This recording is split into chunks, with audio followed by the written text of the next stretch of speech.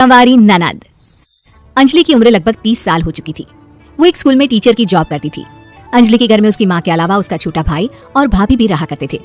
30 साल की उम्र होने के बाद भी अंजलि की अब तक शादी नहीं हुई थी। इस बात को लेकर अंजलि की माँ रुक्मिणी देवी काफी परेशान रहा करती थी। माँ, मैं स्कूल जा रही हूँ, जरा मेरा टिफिन तो दे दीजिए। अब क्या पूरी जिंदगी मैं तुझे टिफिन बना कर देती रहूंगी? अरे कुछ सोचा भी अपने बारे में या बस ऐसे ही? क्या माँ, सुबह सुबह फिर वही बातें लेकर बैठ गई।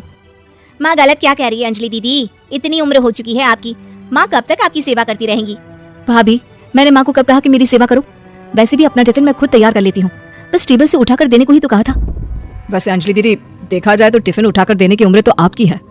आपका अपना घर परिवार बच्चे होते तो ये जिम्मेदारी आज आप पूरी कर रही होती।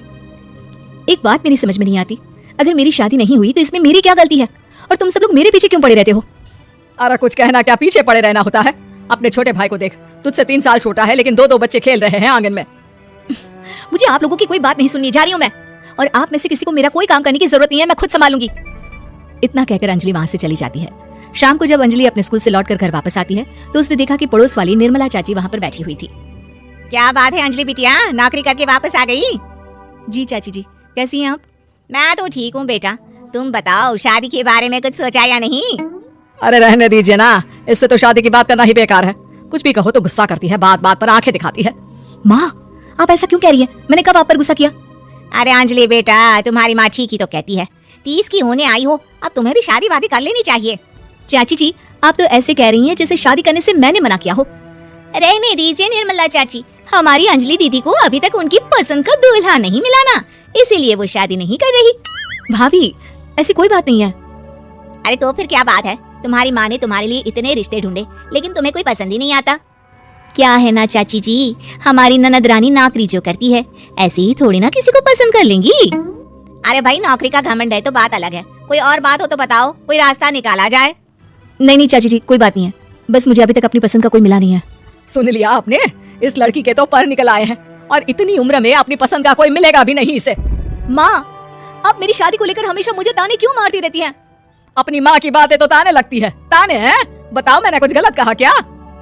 देखो ये सब छोड़ो, मेरी दूर की बुआ का बेटा है, उसकी अभी शादी नहीं हुई है, उम्र होगी कोई 34-35 साल। आप कहें तो बात आगे बढ़ाऊं? अरे हाँ हाँ, क्यों नहीं, ये भी कोई पूछने की बात है। अरे जल्दी से लड़के को यहाँ बुला लो। माँ, आप मुझसे पूछे बिना मेरी शादी की बात करने जा रही हैं और मेरी उम्र 30 भी पूरी नहीं हुई है। निर्मला चाची कह रही है कि वो लड़का 35 साल का है। अंजलि दीदी, आपको क्या लगता है इस उम्र में कोई फिल्म का हीरो आएगा आपके लिए? देखिए, अब पसंद और नापसंद की बात तो रहने दीजिए, पसंद करने की उम्र तो आपकी निकल चुकी। अब तो जो भी मिले उसी से शादी कर लीजिए, इसी में भलाई है। तेरी भाभी बिल्कुल ठीक कह रही है। अब जैसा रिश्ता मिले उसके लिए हाँ कर देना, ताकि हम भी गंगा नहाए। ठीक है, चलिए मैं उस लड़के को कहती हूँ, वो कल ही अंजलि को देखने आ जाएगा। अगले दिन निर्मला चाची के दूर का रिश्तेदार अंजलि को देखने उसके घर आता है। उसका नाम था अजय। अंजलि जी, तो आप नौकरी करती हैं, वो भी स्कूल में? जी हाँ, मैं स्कूल में टीचर हूँ। हमारी बेटी बहुत होशियार है। अरे पढ़ने लिखने में इतनी होशियार है, इसीलिए तो इसकी नौकरी लगी है स्कूल में। हाँ हाँ ठीक है आंटी जी, जरा मुझे भी तो बात करने दीजिए आपकी बेटी से। जी पूछिए ना, क्या पूछना चाहते हैं? अंजलि मैडम, ये तो बताइए कि आपने अभी तक शादी क्यों नहीं की? बस ऐसे ही, कहीं कोई रिश्ता पसंद नहीं आया इसलिए। लेकिन क्या मैं आपसे पूछ सकती हूँ कि आपने शादी क्यों नहीं की? अंजलि, क्या कर रही हो तुम? लड़कियों को इस तरह की बातें नहीं शोभा देती। रहने दीजिए आंटी जी, आपकी बेटी काफी पढ़ी लिखी है, मैं उनके सवाल का जवाब दे ही देता हूँ। वो क्या है ना, मुझे भी अभी तक अपनी पसंद की कोई लड़की नहीं मिली। अच्छा, कोई बात नहीं। वैसे आपकी तनख्वाह कितनी है? कितना कमा लेती है महीने का? जी यही कोई 25,000 महीने। बस 25,000? इतने से क्या होता है? इतने से तो आजकल घर भी नहीं चलता। आपके कहने का क्या मतलब है? अरे मैं तो ये सोचकर आया था कि नौकरी वाली लड़की है, आराम से 40,000 कमाती होगी। माफ कीजिएगा, आपका और मेरा रिश्ता नहीं हो सकता। जी कोई बात नहीं, मुझे भी आपके साथ शादी करने में कोई इंटरेस्ट नहीं है। अंजलि, किस तरह की बात कर रही हो? घर आए रिश्ते को ठुकरा रही हो तुम। दीदी, अब इस उम्र में आपको इतनी अकड़ नहीं दिखानी चाहिए। अच्छा खासा रिश्ता हाथ से निकल गया, कहीं ऐसा ना हो कि जिंदगी भर कुंवारी ही रह जाओ आप। कुछ दिन और ऐसे ही निकल जाते हैं और अंजलि की शादी कभी नहीं होती। अंजलि के परिवार वाले बिंदास उसे ताने मारते रहते हैं, लेकिन अंजलि एक बड़ी नौकरी की तैयारी करती है और उसमें सिलेक्ट होने के बाद अंजलि को एक बहुत बड़ी नौकरी मिल जाती है। अब तो दीदी के नखरे और भी ज्यादा बढ़ जाएंगे भाई, अब तो इतनी बड़ी नौकरी जो लगी है, अब इनकी शादी होने से रही। माँ, मुझे नौकरी के लिए दूसरे शहर जाना पड़ेगा। आप जानती हैं ये बहुत बड़ी जॉब है और इसमें पैसे भी बहुत ज्यादा मिलेंगे।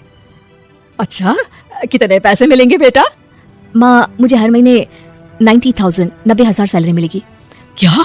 अरे वाह वाह, ये तो बहुत अच्छी बात है। लेकिन फायदा क्या? कितने भी पैसे मिले, शादी तो हुई नहीं ना तुम्हारी। अंजलि नौकरी करने के लिए दूसरे शहर में चली जाती है और जब कुछ महीनों के बाद वो वापस घर आती है तो उसे अपने पति के साथ देखकर उसके घर वाले हैरान रह जाते हैं। अरे अंजलि, तूने शादी कर ली और हमें बताया तक नहीं।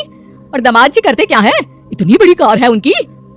माँ, मैं आपको सब कुछ बताना चाहती थी लेकिन आप सबकी ताने सुनकर बहुत दुखी हो गई थी और इसलिए मैंने अपनी पसंद से शादी कर ली।